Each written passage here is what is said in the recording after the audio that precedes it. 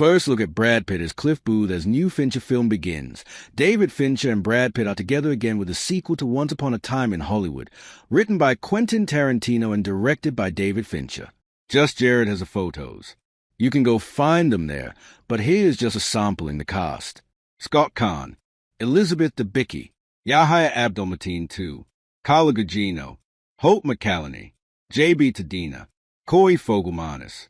The plot details have not yet been revealed, but it does pick up with Cliff Booth and maybe fills in his backstory, wherein he supposedly shot his wife, was a stuntman before his life derailed.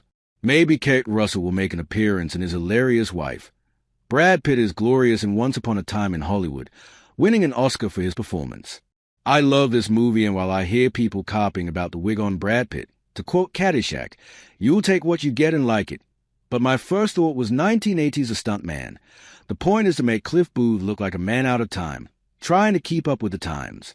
Making Brad Pitt look like anything other than the most gorgeous man who ever lived is no easy feat, but in giving him slightly awkward hair that kind of does a trick to signal a disconnect between 1969, when Once Upon a Time in Hollywood took place, and 1977, when The Adventures of Cliff Booth takes place. Here's a barbershop hair guide from 1977, and let's not forget the stash. Here's a photo from eBay from 1977, so they have it accurate to the time while also showing his out of time by wearing exactly what he wore 10 years ago. Come on, that's funny by any measure. I think so anyway. The only other thing I could find was from Jordan Rumi's site. I am beyond thrilled that we're getting a new Fincher movie. I don't know if it will open in theaters on account of it being Netflix, but it will be widely seen, as The Killer was. Filming ends in January of 2026.